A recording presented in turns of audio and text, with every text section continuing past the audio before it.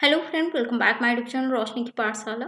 तो आप सभी को पता है हम घटना चक्र से संबंधित विज्ञान की प्रीवाक्यूज हम सॉल्व कर रहे हैं। अगर आप मेरे चैनल में पहली बार आए हैं तो अगर आपने प्रीवियस क्लासेस नहीं देखा है तो जाकर प्लेलिस्ट में जरूर देख लीजिएगा। घटना चक्र के नाम पर प्लेलिस्ट बनाया गया है। तो हमने 3 चैप्टर जो है हमने कंप्लीट किया था। आज हम देखने वाले हैं 4th चैप्टर। 4th चैप्टर में हम देखेंगे कोशिका। ठीक है, तो चलिए हम जानते हैं कोशिका होता क्या है, उसके बाद हम पीवाईक्यू सॉल्व करेंगे। कोशिका जो है सजीवों के शरीर की जो है संरचनात्मक और क्रियात्मक इकाई होती है। संरचना प्रोवाइड करती है इसलिए संरचनात्मक इकाई होती है, और क्रियात्मक इकाई इसलिए कहा जाता है क्योंकि उसमें जो है जितने भी क्रियाएं होती हैं वो कोशिका के अंदर होती हैं, जैसे कि प्रोटीन का निर्माण और आदि। ठीक है, तो इसमें जो है स्वतः जनन करने की क्षमता होती है कोशिका में। बाय दी सेल डिवीजन उन लोग जो है सेल जो है जनन करते हैं, वृद्धि करते हैं। और कोशिका सिद्धांत अगर किसने दिया था, क्वेश्चन पूछा जाए तो स्लाइडेन और स्वान ने दिया था। और जीवधारियों में 2 प्रकार की कोशिकाएं पाई जाती हैं। ठीक है, प्रोकैरियोटिक कोशिका और यूकैरियोटिक कोशिकाएं। ठीक है, अगर हम इसके डिफरेंस देखें इन दोनों के बीच तो 1 मिनट।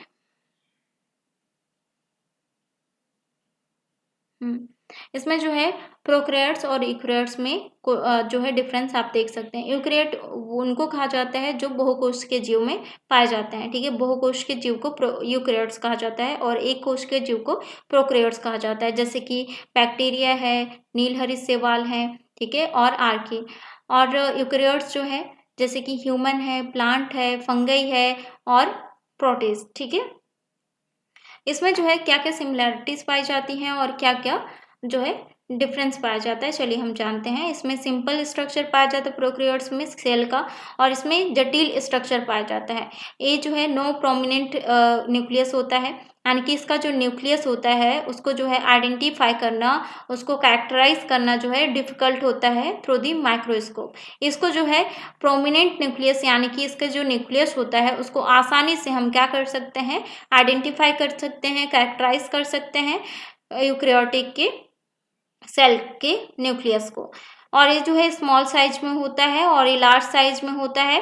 और सेल वॉल जो है इसका प्रोकैरियोट्स का सेल वॉल पेप्टाइडोग्लाइकिन का बना होता है, जबकि यूकैरियोट का सेल वॉल जो है वो काइटिन और सेल्यूलोज का बना होता है। प्रोकैरियोट्स का जो राइबोसोम हो स्मॉल होता है, दोनों में राइबोसोम पाया जाता है, सिमिलैरिटीज है। ठीक है, दोनों में राइबोसोम पाया जाता है, लेकिन प्रोकैरियोट्स में स्मॉल पाया जाता है और यूकैरियोट में लार्ज राइबोसोम पाया जाता है।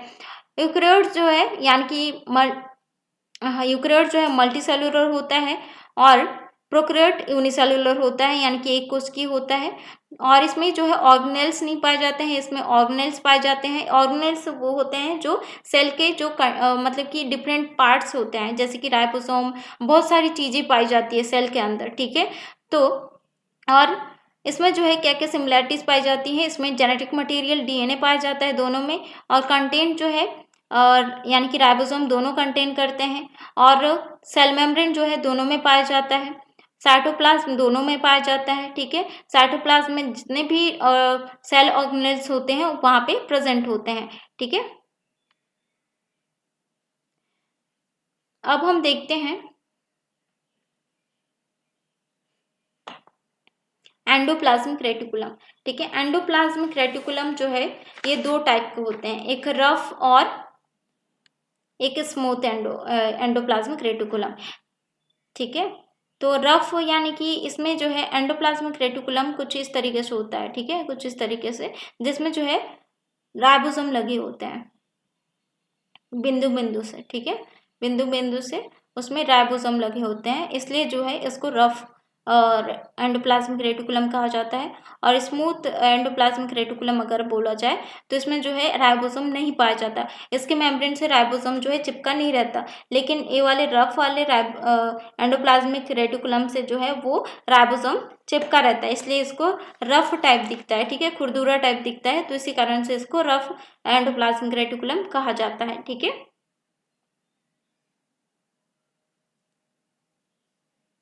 और एंडोप्लाज्मिक रेटिकुलम जो है एक बहुत ही इम्पॉर्टेंट हार्मोन वो सिक्रेट करता है, स्टेरॉयड हार्मोन, ठीक है, जिसको एस्ट्रोजन भी कहा जाता है, जो कि बहुत ही महत्वपूर्ण हार्मोन होता है, ठीक है।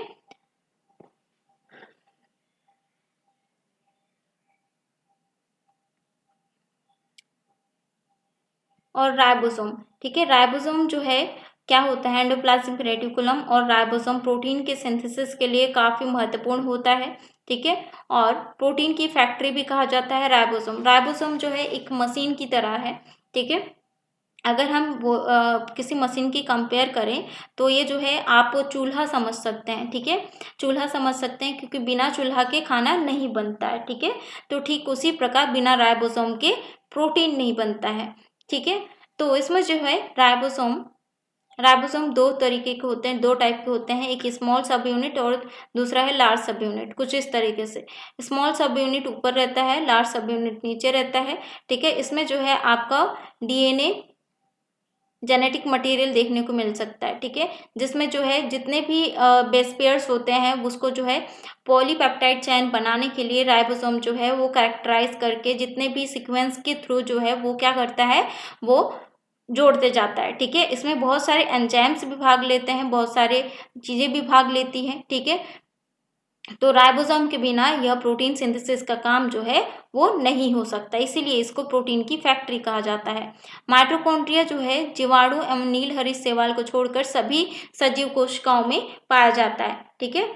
यानी कि एक कोश के जीव में माइटोकॉन्ड्रिया नहीं पाया जाता। माइटोकॉन्ड्रिया जो है इसको क्या कहा जाता है, power house of the cell कहा जाता है, सेल का पावर हाउस कहा जाता है। क्यों पावर हाउस कहा जाता है, क्योंकि जितना भी एनर्जी है, जितना भी ऊर्जा है वो माइटोकॉन्ड्रिया में ही जो है निर्माण होता है, ठीक है। माइटोकॉन्ड्रिया में ऊर्जा का उत्सर्जन होता है, ठीक है, यानी कि उत्पन्न होता है। हम जितना भी खाना खाते हैं, जो भी खाना खाते हैं वो जो है उसका उस खानों का जो है खाना का ऊर्जा का उत्सर्जन जो है किसके द्वारा किया जाता है, माइटोकॉन्ड्रिया के द्वारा किया जाता है, ठीक है। इसलिए और ऊर्जा उत्पन्न तो करता है, ठीक है, और पूरे बॉडी में वो सप्लाई करता है, ठीक है, जिससे हमको एनर्जी मिलती है, ठीक है। तो इसीलिए ऊर्जा का यानी कि power house of the cell कहा जाता है। और इसमें क्रेब्स चक्र, ठीक है, यानी कि क्रेब्स साइकिल जो है आपने पढ़ा होगा, यह जो साइकिल है क्रेब्स साइकिल जिसमें एटीपी बनता है, ठीक है, एटीपी जो है उत्पन्न होता है उस यानी कि क्रेब्स साइकिल में ही होता है, ठीक है। और क्रेब्स साइकिल जो है कहाँ पे होता है, माइटोकॉन्ड्रिया के अंदर होता है, ठीक है। और क्रेब्स साइकिल की खोज किसने की थी, हैंस क्रेब्स ने की थी 1937 में, इसलिए जो है इनके नाम पर ही क्रेब्स चक्र रखा गया है। क्लोरोप्लास्ट की अगर हम बात करें, क्लोरोप्लास्ट जो है किसमें पाया जाता है, प्लांट सेल में पाया जाता है क्लोरोप्लास्ट, ठीक है। इसमें जो है एटीपी में जो है सौर ऊर्जा जो है एटीपी में बदलती है, ठीक है, जिस यानी कि प्रकाश संश्लेषण, ठीक है, प्रकाश संश्लेषण के थ्रू। क्लोरोप्लास्ट पादप कोशिकांग है जिसमें पर्णहरित यानी कि क्लोरोफिल पाया जाता है, जो कि एक रासायनिक यौगिक होता है। इसमें जो है आप डिफरेंस देख सकते हैं एनिमल और प्लांट सेल में, ठीक है। प्लांट सेल और एनिमल सेल में जो है आप डिफरेंस देख सकते हैं। इसमें लार्ज देन एनिमल यानी कि प्लांट सेल जो है एनिमल सेल से बड़ा होता है, ठीक है। और इसमें जो है प्लाज्मा मेम्ब्रेन और middle lamella, primary secondary wall इसमें पाया जाता है, लेकिन इसमें जो है एनिमल सेल में सेल वॉल एब्सेंट होता है। और इसमें जो है प्लाज्मोडेस्माटा प्रेजेंट होता है और प्लाज्मोडेस्माटा एब्सेंट होता है। और क्लोरोप्लास्ट जो है प्रेजेंट होता है, इसमें क्लोरोप्लास्ट एब्सेंट होता है। क्लोरोप्लास्ट में नील यानी कि क्लोरोफिल पाया जाता है, जिससे के थ्रू जो है वो क्या करते हैं, पर्णहरिम होते हैं और क्या करते हैं, अपना खाना बनाते हैं, ठीक है, प्रकाश संश्लेषण के द्वारा। और वैक्यूल जो है लार्ज और परमानेंट होता है, इसमें वैक्यूल जो है स्मॉल होता है और टेम्पररी होता है। और tonoplast present around vacuole, vacuole के अराउंड जो है वो टोनोप्लास्ट पाया जाता है, इसमें टोनोप्लास्ट एब्सेंट होता है।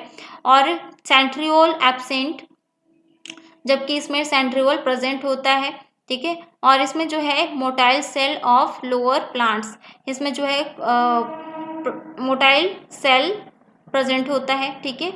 और इसमें nucleus present along the periphery of the cell, ठीक है, और nucleus at the centre of the cell. इसमें जो है न्यूक्लियस सेल के कोने में पाया जाता है, और इसमें जो है एनिमल के सेल में क्या होता है, सेंटर ऑफ द सेल पाया जाता है, सेंटर में पाया जाता है। लाइसोसोम आर रेयर, लाइसोसोम क्या होता है, रेयर होता है, बहुत कम पाया जाता है, लेकिन लाइसोसोम इसमें प्रेजेंट होता है।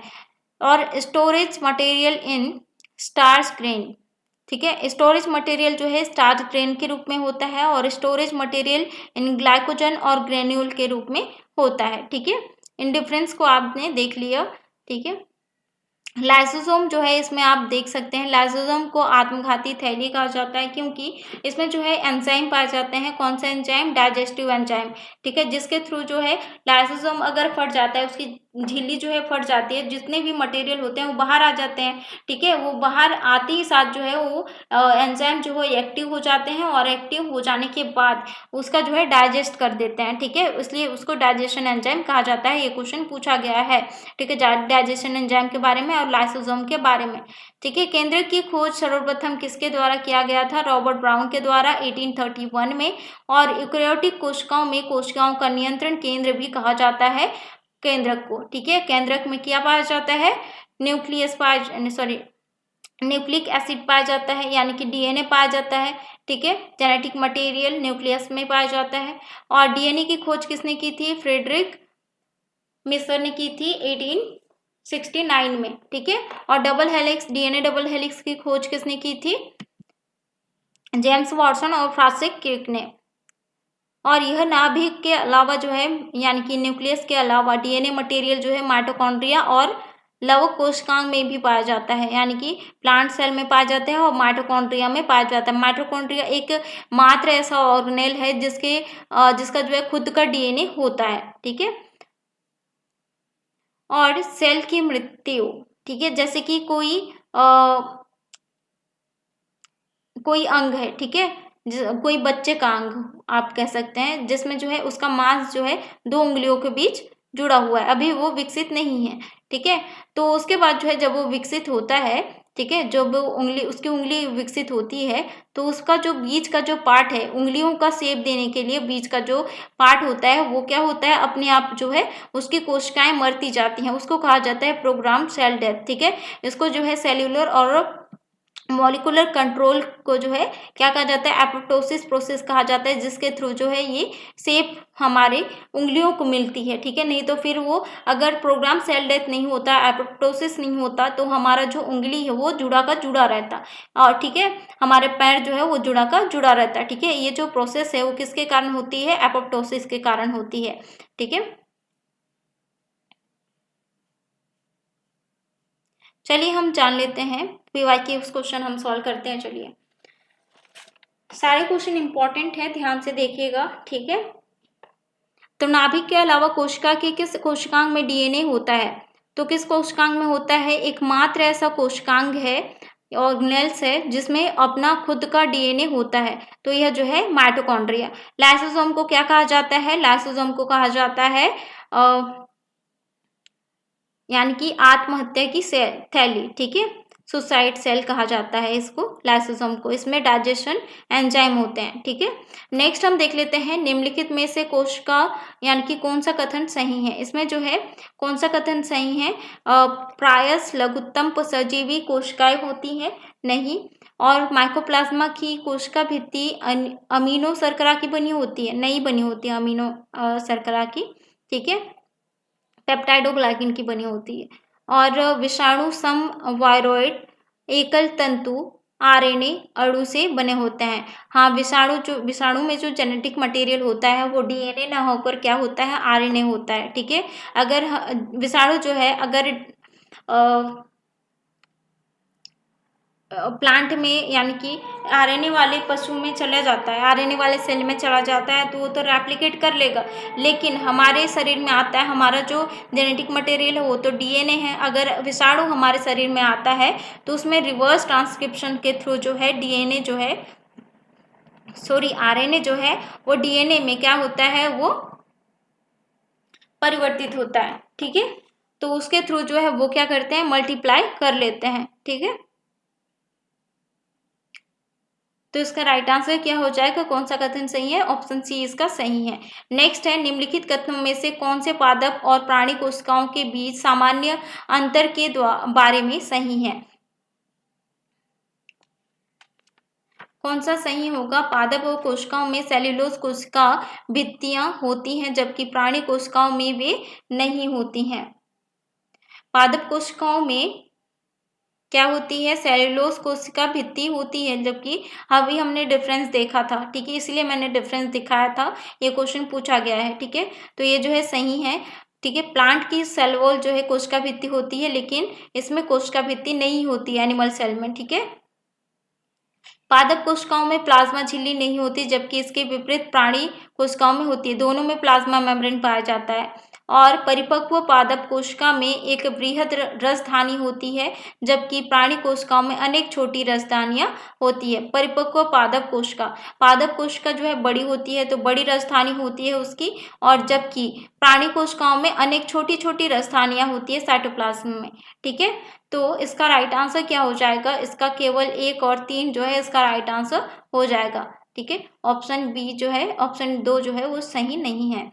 नेक्स्ट हम देख लेते हैं, पादप कोशिका जंतु कोशिका से किस प्रकार भिन्न होती है। तो किस प्रकार भिन्न होती है पादप कोशिका जंतु कोशिका से, तो इसका राइट आंसर हो जाएगा कोशिका भित्ति के द्वारा। पादप कोशिका में कोशिका भित्ति होता है, लेकिन जंतु कोशिका में कोशिका भित्ति नहीं होता है। जंतु कोशिका में निम्न में से क्या अनुपस्थित होता है, तो क्या अनुपस्थित होता है, सेल्यूलोज की कोशिका भित्ति। नेक्स्ट क्वेश्चन है, जैव कोशिका का कौन सा भाग पावर हाउस कहलाता है। तो कौन सा भाग पावर हाउस कहलाता है, कोशिका का माइटोकॉन्ड्रिया, क्योंकि माइटोकॉन्ड्रिया में जो है ऊर्जा का निर्माण होता है, ऊर्जा उत्पन्न होती है, ठीक है। जो भी हम खाना खाते हैं उससे ऊर्जा उत्पन्न कौन करता है, माइटोकॉन्ड्रिया। माइटोकॉन्ड्रिया का खुद का डीएनए होता है, ठीक है, जिसको माइटोकॉन्ड्रियल डीएनए कहा जाता है, ठीक है, और इसको power house of the cell कहा जाता है। नेक्स्ट हम देख लेते हैं, निम्न में से किस कोशिकांग यानी कि ऑर्गेनेल को कोशिका का पावर हाउस कहा जाता है। तो इसका राइट आंसर हो जाएगा माइटोकॉन्ड्रिया।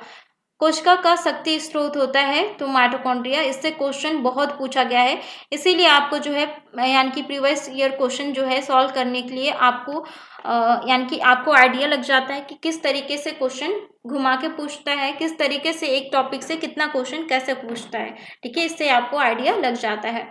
नेक्स्ट हम देख लेते हैं, प्लाज्मा झिल्ली बनी होती है। प्लाज्मा झिल्ली किसकी बनी होती है फ्रेंड, तो इसका राइट आंसर हो जाएगा प्लाज्मा झिल्ली जो है प्रोटीन से और लिपिड से बनी होती है, इसका राइट आंसर हो जाएगा ऑप्शन डी।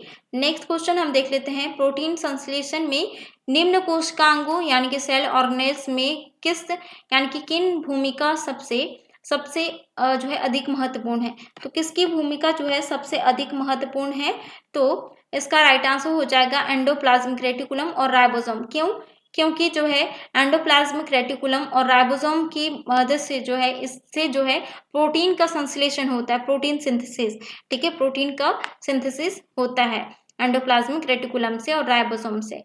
नेक्स्ट हम देख लेते हैं, प्रक्रमित कोशिका मृत्यु यानी कि प्रोग्राम्ड सेल डेथ के कोशिकीय और आणविक नियंत्रण यानी कि सेलुलर और मॉलिक्यूलर कंट्रोल को कहते हैं। तो क्या कहा जाता है, अभी मैंने कहा एपोप्टोसिस कहा जाता है, ठीक है। नेक्स्ट हम देख लेते हैं, हमारे तंत्र में अधिकतम एटीपी अणुओं को उत्पन्न करने वाला पद है।